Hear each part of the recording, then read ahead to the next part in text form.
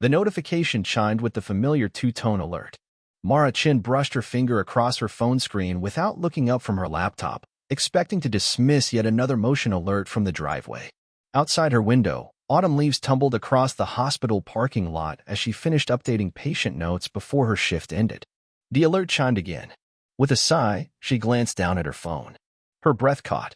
On the screen was not the familiar view of her front porch with its faded welcome mat and twin-potted ferns. Instead, the Ring app displayed her own living room, the cream-colored sectional sofa, the vintage coffee table, the framed family photos arranged on the mantel. The camera angle came from somewhere near the hallway, pointing directly at the front door. She had only installed exterior cameras, the doorbell, one covering the driveway, another at the back door. There were no cameras inside her house. Yet there it was, a perfect, streaming view of her empty living room, with afternoon sunlight slanting through the blinds she had closed that morning before leaving for work. Something moved at the edge of the frame. Mara's life had assumed a careful routine since Thomas's death 8 months ago. As a hospice nurse, she had witnessed countless ends, guided many families through their final goodbyes, but nothing had prepared her for becoming a widow at 38. The drunk driver who had killed her husband had also stolen the future they had planned in their renovated craftsman home in the quiet suburb of Oakwood. Their daughter Sophie, now 9, had retreated into herself after the funeral. Once vivacious and talkative, she now spoke primarily through Molly, the stuffed rabbit that had been her constant companion since she was 3. Mara would often hear Sophie's whispered conversations with Molly late into the night through the wall between their bedrooms. Thomas's life insurance and the settlement from the accident had provided financial stability, but the emotional void remained like a physical presence in their home. Mara had installed the security system 2 months after the funeral, when the specialized grief counselor suggested that establishing safety measures might help with Sophie's anxiety and night terrors. The move from the city to Oakwood had been Thomas's idea. "Think of it as an investment in Sophie's future," he had said as they toured the neighborhood with its manicured lawns and highly rated schools. They had stretched their budget to afford it, with Thomas taking on consulting work in addition to his position at the architectural firm. Now Mara navigated this world of PTA meetings and neighborhood associations alone, aware of the pitying glances and well-intentioned casseroles that appeared on difficult anniversaries. Sophie's teacher, Ms. Winters, had been particularly supportive, checking in regularly and understanding when Sophie needed extra time with assignments. Their neighbor, Russell Gaines, had also stepped in to help with house repairs and yard work. A retired contractor who had lost his wife to cancer 5 years earlier, he had quietly shown up after a storm to fix their damaged fence and refused payment. "Neighbors look out for each other," he'd said simply, and since then had become a fixture in their lives, often bringing over his famous chili or offering to watch Sophie when Mara's shifts ran long. Sophie had initially been wary of Russell, clutching Molly tightly whenever he came over. But gradually she had warmed to him, especially when he built her a simple treehouse in the backyard oak tree. "Every kid needs a secret place," he told Mara with a wink, as Sophie explored her new domain. Mara's younger sister, Vanessa, had moved into their guest room 6 weeks ago, ostensibly to help with Sophie while looking for a new job after being laid off from her marketing position. Vanessa had always been the family's free spirit, creative, impulsive, and chronically unlucky with money. Thomas had found her charming but exhausting. "Your sister needs to grow up sometime," he would say whenever Vanessa called with another crisis. The dynamics in the house had shifted with Vanessa's arrival. Sophie seemed more animated, enchanted by her aunt's dramatic stories and impromptu living room dance parties. Mara was grateful for the help with morning school drop-offs and the sound of laughter returning to their home. Yet sometimes Mara would catch Vanessa staring at the family photos with an unreadable expression. Once, she had walked in on her sister going through Thomas's desk in the home office. "Just looking for stamps," Vanessa had explained quickly, closing the drawer. Mara had chosen not to question further, knowing her sister's tendency to borrow things without asking, a habit from childhood that had never quite disappeared. The previous weekend, Russell had joined them for Sunday dinner, bringing a bottle of wine that he and Mara had shared after Sophie went to bed. Vanessa had begged off with a headache, retreating to her room early. As Mara walked Russell to the door, he had paused. "Your sister," he'd said carefully. "How long is she planning to stay?" "I'm not sure," Mara had admitted. "Why?" Russell had shaken his head. "Just curious. She seems unsettled." That night, Mara had awakened to the sound of the back door closing softly. From her bedroom window, She'd watched Vanessa walking back from the direction of Russell's house, her sister's silhouette distinct in the moonlight. When she asked about it the next morning, Vanessa had said she couldn't sleep and had just gone out for some air. Now, staring at the impossible feed on her phone, Mara felt a cold knot forming in her stomach. The house should be empty. Sophie was at her after-school art program until 5:30, and Vanessa had texted earlier saying she had a job interview and would pick up Sophie afterward. The shape moved again at the edge of the frame, just a shadow, but unmistakably human. Mara had first noticed something amiss 3 weeks ago. Small things, items moved from where she had left them. Thomas's collection of architectural books, which she had carefully packed away in the attic, appeared rearranged when she went up to store winter clothes. A bottle of his cologne, which she had kept on her dresser, was turned slightly, as if someone had picked it up. When she mentioned it to Vanessa, her sister had suggested it might be Sophie, seeking connections to her father. Kids process grief in strange ways, Vanessa had said, her psychology minor from college suddenly relevant. Maybe she's seeking his smell. The explanation made sense, though Sophie denied touching anything when gently questioned.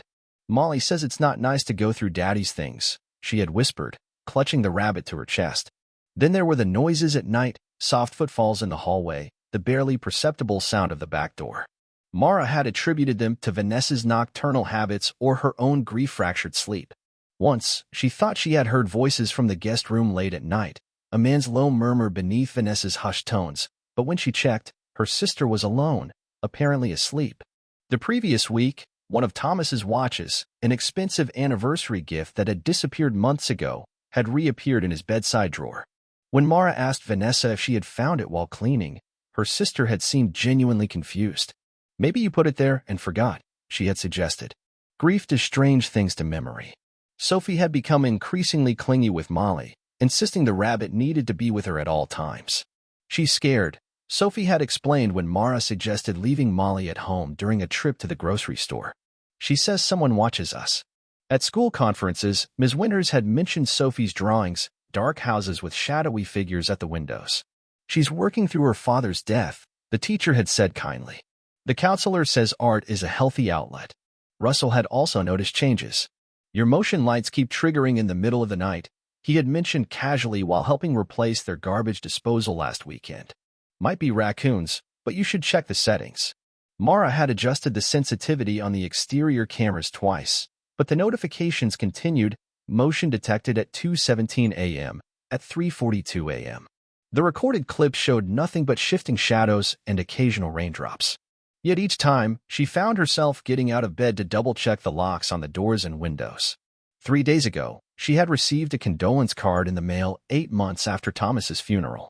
The envelope had no return address, the message inside a generic printed sentiment, but the signature caught her attention. The past never stays buried. With sympathy, she had thrown it away, assuming it was a tasteless marketing ploy from a local funeral home.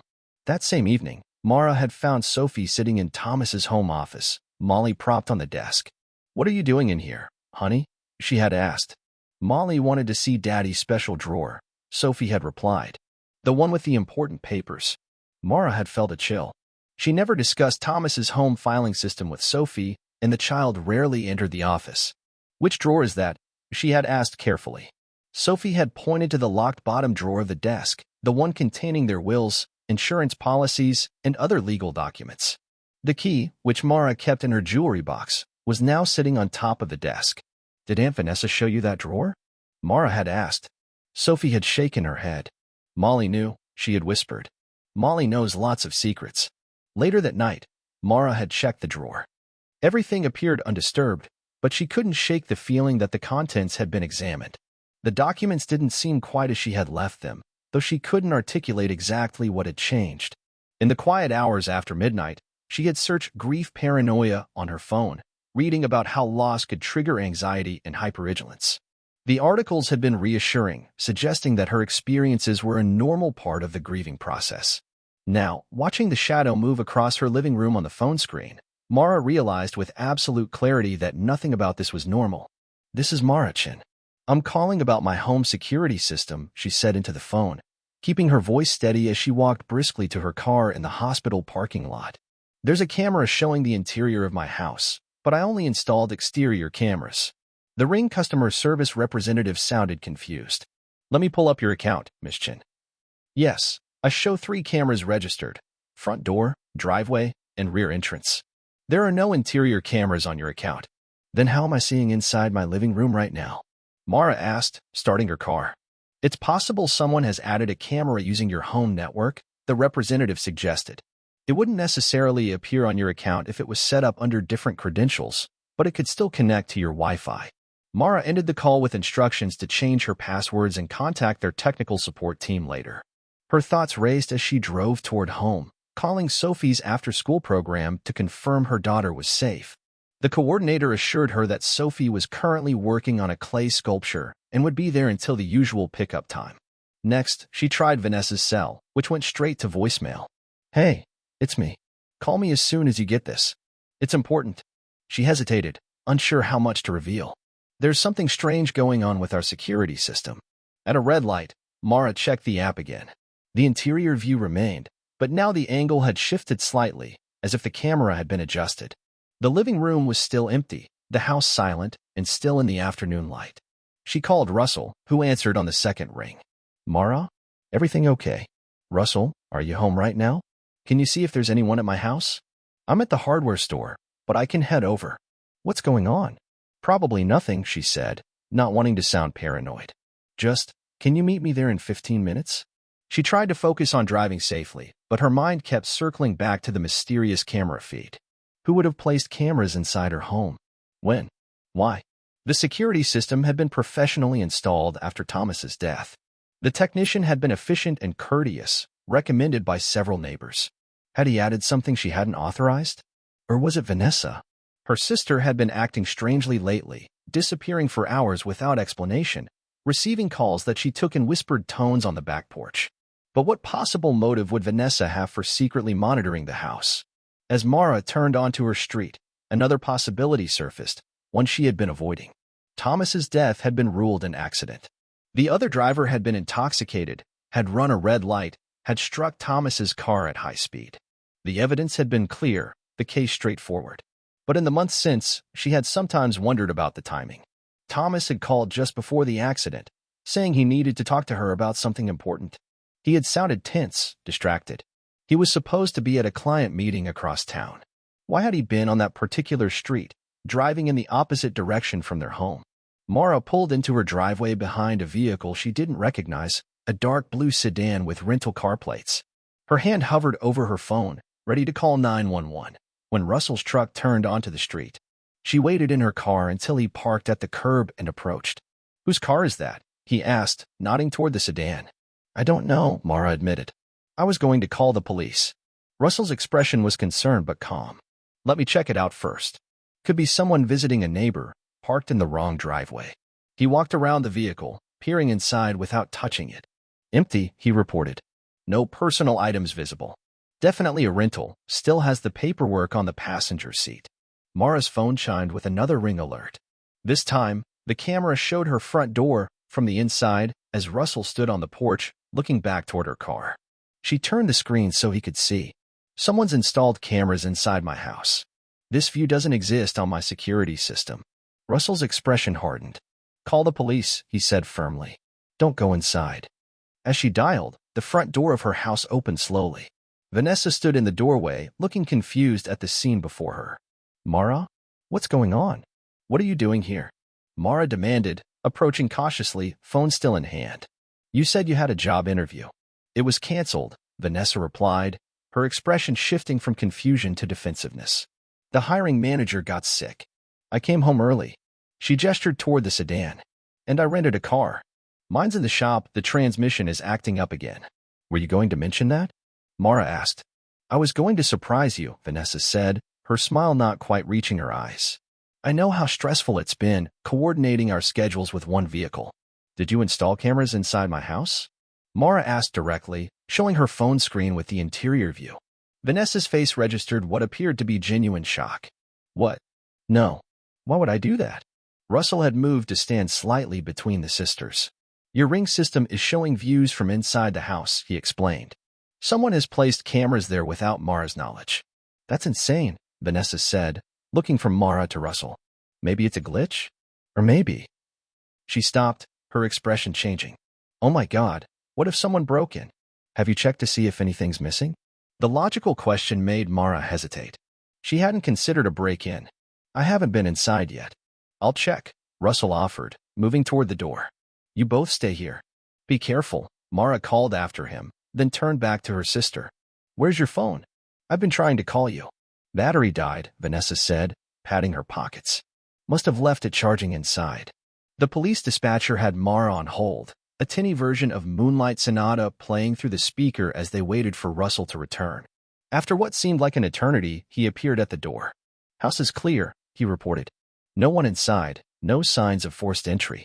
But he hesitated, looking at Mara with concern. You need to see this.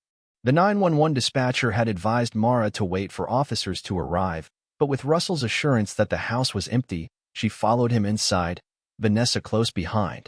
The familiar surroundings felt suddenly alien, knowing unseen cameras were watching. Russell led them to Thomas's office, where the desk drawer, the one containing their important documents, was open, papers spread across the surface. I didn't leave it like this, Mara said immediately. It's supposed to be locked. Maybe Sophie. Vanessa began. Sophie's at her art program, Mara cut her off. And the key is kept in my bedroom.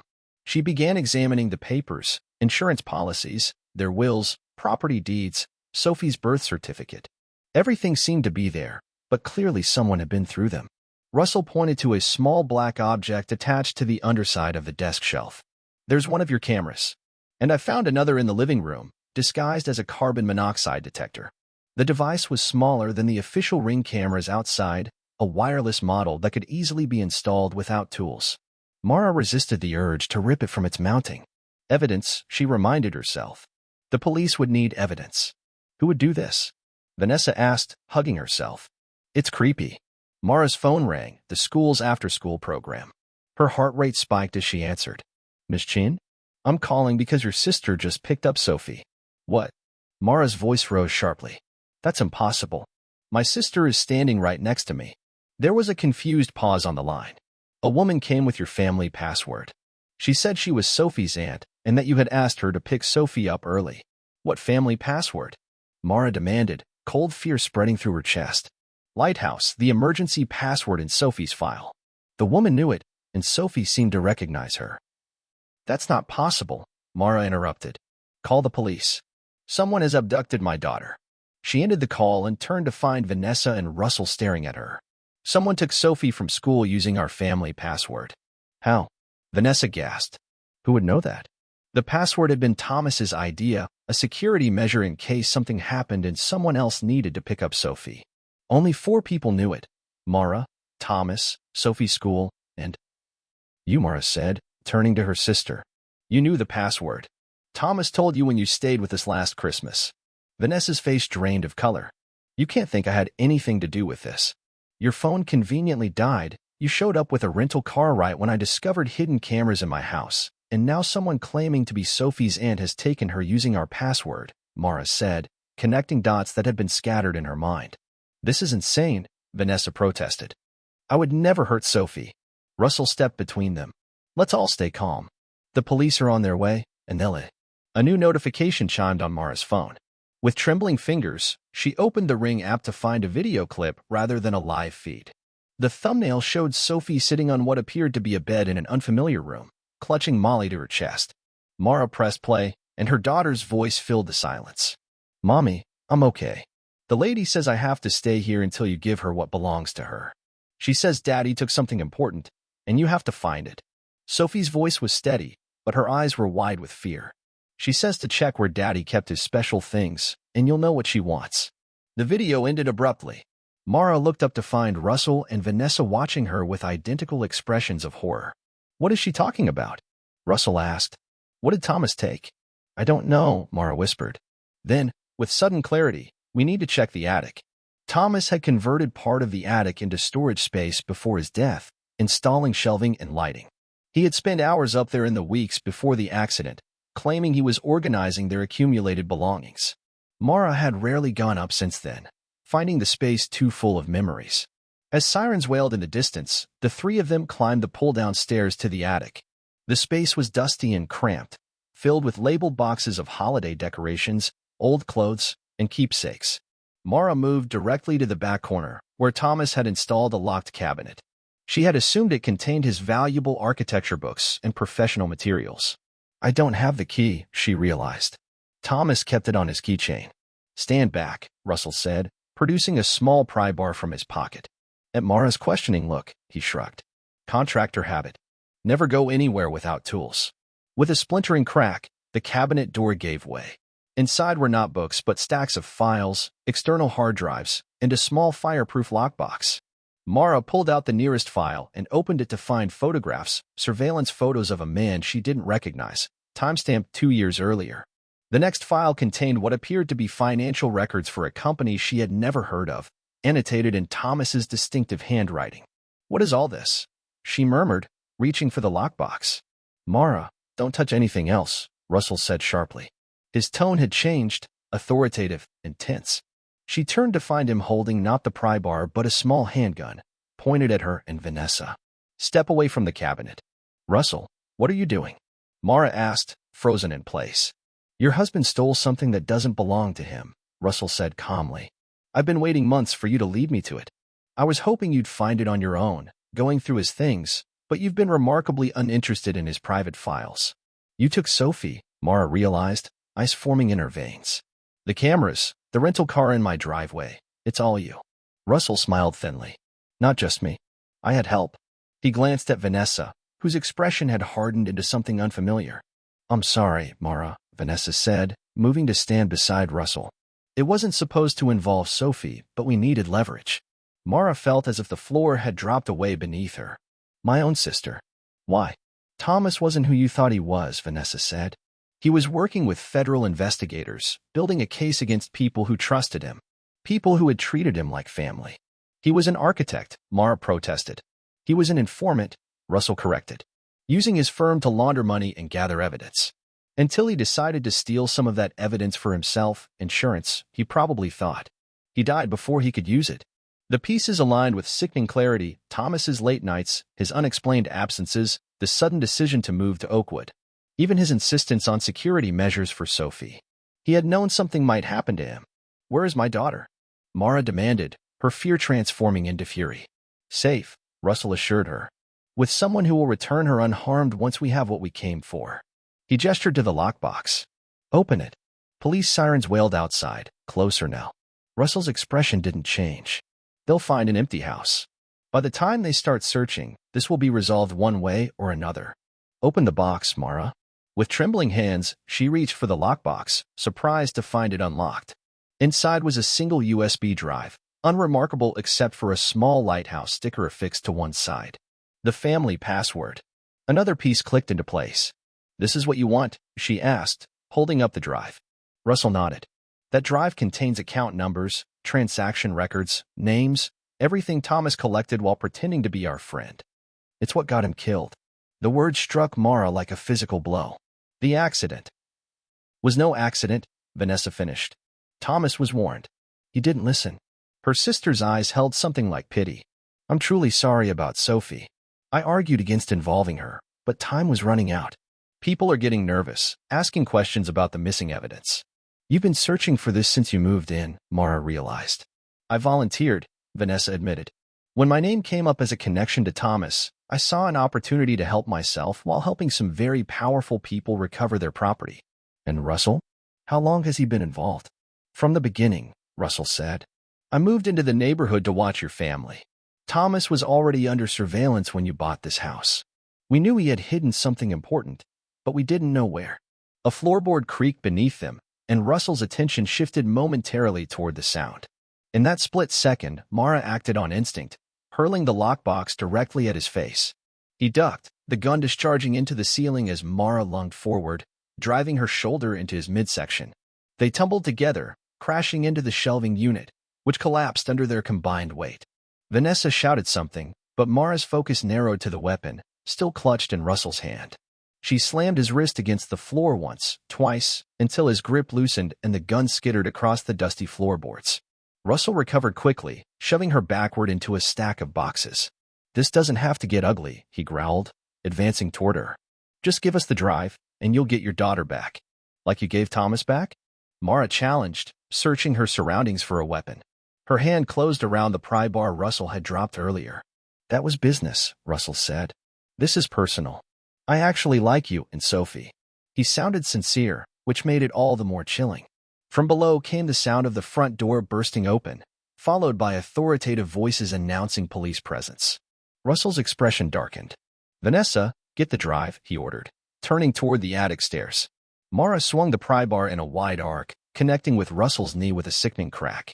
He howled in pain, collapsing as Mara scrambled backward, clutching the USB drive that had fallen during the struggle. Vanessa lunged for her, fingers grasping at Mara's sleeve. Don't be stupid, she hissed. They'll kill Sophie if we don't deliver. Who is my daughter? Mara demanded, twisting away from her sister's grip. Someone who won't hesitate to hurt her if necessary, Vanessa said. Give me the drive, Mara. It's Sophie's only chance. Footsteps pounded up the stairs below them. They had seconds before the police reached the attic. Mara made her decision, pressing the USB drive into Vanessa's palm. Tell them I want proof of life before anything else happens, she whispered fiercely. A video call with Sophie, or the deal is off. Vanessa nodded, slipping the drive into her pocket just as the attic stairs began to lower. She moved toward the small window at the far end of the space, hidden behind stacked boxes. There's a roof access, she said quickly. I'll contact you once I'm clear. Before Mara could respond, Russell lunged from behind, wrapping one arm around her throat in a chokehold. You're coming with us, he growled in her ear, dragging her toward the window where Vanessa was already halfway out. The attic hatch opened fully, and 2 police officers appeared, weapons drawn. Police. Freeze. Russell tightened his grip, using Mara as a shield. Stay back, he warned. I'm walking out of here with her, or nobody leaves alive. Spots danced at the edges of Mara's vision as his arm compressed her carotid arteries. With her remaining strength, she drove her elbow backward into his injured knee. Russell's howl of pain was accompanied by the loosening of his grip, just enough for Mara to wrench free and drop to the floor. The officers surged forward. Russell reached for something in his waistband, a second weapon, Mara realized with horror. A shot rang out, deafening in the confined space. Russell staggered backward, a bloom of red spreading across his chest, and collapsed against the wall. At the window, Vanessa hesitated for just a moment, her eyes meeting Mara's with an unreadable expression before she disappeared through the opening onto the roof. Ma'am, are you hurt? One of the officers asked, kneeling beside Mara while his partner checked Russell for signs of life. My daughter, Mara gasped, struggling to her feet. They've kidnapped my daughter. My sister is involved, she just went through that window. She is evidence they want. The officer spoke rapidly into his radio, calling for backup and an ambulance, reporting an officer-involved shooting and a kidnapping. Can you tell us where they might have taken your daughter? He asked Mara. I don't know, she admitted, panic threatening to overwhelm her. Then she remembered something, the video of Sophie. The background hadn't been completely nondescript. There had been a painting on the wall behind her daughter, a distinctive landscape. Mara had seen it before, in a rental property brochure. Wait, I think I might know. The lakeside cabin was one of several vacation properties managed by a local rental company. Thomas and Mara had considered it for a summer getaway the previous year, even touring the property with the rental agent. The distinctive landscape painting, a local artist's rendering of the lake at sunset, had hung in every cabin in the development. Police cruisers lined the narrow access road, lights flashing silently as tactical officers established a perimeter around cabin number 8. Mara waited in an unmarked police car, provided with a bulletproof vest and strict instructions to stay put. A detective named Hargrove sat beside her, coordinating communications through a headset. Your sister's phone just pinged at a location 15 miles from here, Hargrove informed her, heading east on the interstate. She's running, Mara said flatly, but she won't have Sophie with her. How can you be sure? Because Vanessa was never good with children. She wouldn't know how to handle a frightened 9-year-old for more than an hour. Mara's certainty was cold and hard, born of the knowledge that her own sister had betrayed her. There's someone else in that cabin, whoever has been working with Russell locally. Russell had died on the way to the hospital, taking his secrets with him. In the 2 hours since, police had pieced together parts of the story. Thomas Chin had indeed been working with federal investigators on a money laundering case involving his architectural firm's clients. His death, while officially ruled an accident, had coincided with the disappearance of key evidence in the case. Mara's phone chimed with the Ring app notification sound. With trembling fingers, she opened it to find a live feed. Sophie sitting cross-legged on a bed, still clutching Molly, while a woman Mara didn't recognize paced nearby, talking on a phone. The camera angle suggested it was being broadcast from a device in the room. "This is from inside the cabin," Mara told Hargrove, showing him the screen. "It's the same room from the earlier video." Hargrove immediately relayed the information to the tactical team. On the screen, the woman ended her call and knelt in front of Sophie, speaking intently. Sophie nodded, her expression serious, and then the woman moved out of frame. "Whatever they're planning, it's happening now," Mara said urgently. "We need to get Sophie out of there." "The team is in position," Hargrove assured her. "They're just waiting for confirmation that the child is away from any windows before they move in." On the screen, Sophie suddenly looked directly at the camera, at Mara, and held up Molly. She turned the rabbit to show its back, where something small and dark was pinned to the stuffed animal's fabric. The USB drive, Mara realized with a jolt. Thomas had hidden it in their daughter's favorite toy. Sophie's lips moved silently, forming words Mara recognized from countless bedtime routines. Lighthouse. Lighthouse. Lighthouse. The family password, but also the name of the special place Thomas had created for Sophie in her bedroom, a small reading nook with a painted lighthouse mural. Thomas had built a hidden compartment there, calling it Sophie's secret treasure chest for her most special possessions. The pieces aligned with perfect clarity. Thomas hadn't hidden the evidence in the attic at all. He had entrusted it to Sophie, hiding it in plain sight, knowing that their daughter would protect it instinctively. The woman returned to frame, taking Sophie's hand and leading her toward what must be the cabin door. They were leaving. Mara felt a surge of desperate fear. "They're moving," she told Hargrove. "They're taking her out of the cabin." The detective spoke rapidly into his headset, and seconds later, the quiet evening erupted into controlled chaos. Officers converged on the cabin from multiple directions, announcing their presence with authoritative shouts as Mara watched the feed on her phone with her heart in her throat. The camera view tilted wildly as whoever was holding it moved quickly. There was a crash, shouting, and then the feed cut out entirely. Mara's screen went dark. "Sophie," she cried, lunging for the car door. Hargrove caught her arm. "Stay here. Let them do their job." Agonizing minutes passed. Mara strained to see through the car windows, catching glimpses of movement around the cabin. Then, finally, an officer emerged from the door, carrying a small figure wrapped in an emergency blanket. "Sophie," Mara breathed, unable to stop herself from bursting out of the car and running toward her daughter. Officers moved to intercept her, but Hargrove's voice cut through. "Let her through. That's the mother." Sophie looked up as Mara approached, her face pale but unmarked. "Mommy," she called, reaching out with one arm. The other clutched Molly tightly to her chest. Mara gathered her daughter into her arms, feeling the small body trembling against hers. "You're safe now," she whispered into Sophie's hair. "You're safe." "I kept Molly safe like Daddy told me," Sophie whispered back. "He said if anything bad ever happened, Molly would protect me, and I should protect Molly." Over Sophie's shoulder, Mara watched as officers led a handcuffed woman to a police car. With a shock of recognition, she realized it was Ms. Winters, Sophie's teacher. The woman who had been so supportive after Thomas's death, who had praised Sophie's dark drawings, who had had unlimited access to her daughter during school hours. "Sophie, did Ms. Winters take you from school?" Mara asked gently. Sophie nodded against her shoulder. "She said you were hurt and needed me.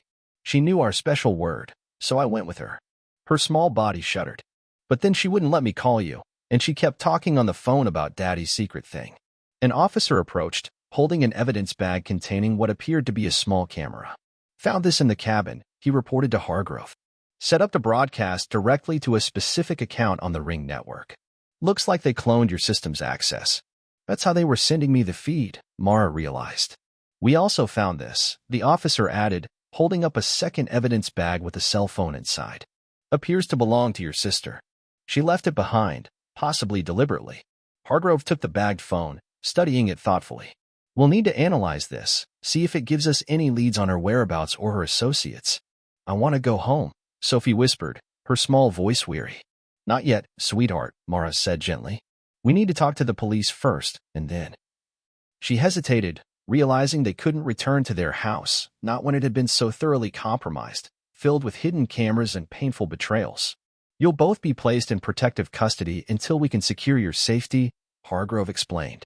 Federal agents are already en route. They've been looking for this evidence since your husband's death. A paramedic approached to check Sophie for injuries. As the woman led her daughter to the waiting ambulance, Mara turned to Hargrove. My sister knew the password, she said quietly. She was the only other person besides Thomas and me who knew it. She gave it to them. We'll find her, Hargrove promised.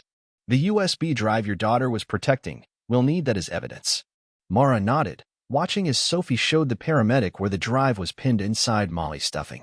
Her daughter's resilience astounded her. Thomas had chosen wisely when he entrusted their most precious secret to their most precious person. Later, in the sterile quiet of a hotel room provided by the FBI, Sophie finally slept, exhausted by the day's trauma.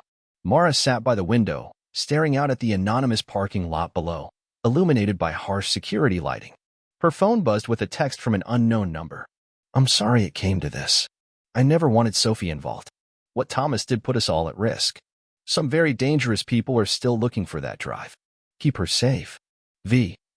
Mara stared at the message, emotions warring within her, rage at her sister's betrayal, grief for the brother-in-law she had never truly known, fear for what still lay ahead. After a moment's consideration, she forwarded the message to Agent Desmond, the federal investigator assigned to their case, then deleted it from her own phone. She moved to the bed where Sophie slept, gently stroking her daughter's hair. We'll be okay, she whispered, making a promise to herself as much as to her sleeping child. We'll start over somewhere new. On the nightstand, her phone lit up with a new notification. Against her better judgment, she checked it, expecting another message from Vanessa. Instead, it was the Ring app, showing a new detected motion. The view was her empty living room, seen from the hidden camera that law enforcement had presumably left in place as part of their investigation. For a moment, nothing moved in the frame. Then a shadow passed briefly across the wall, perhaps nothing more than a cloud moving past the sun outside. Mara deleted the app from her phone with trembling fingers. Some views were better left unseen.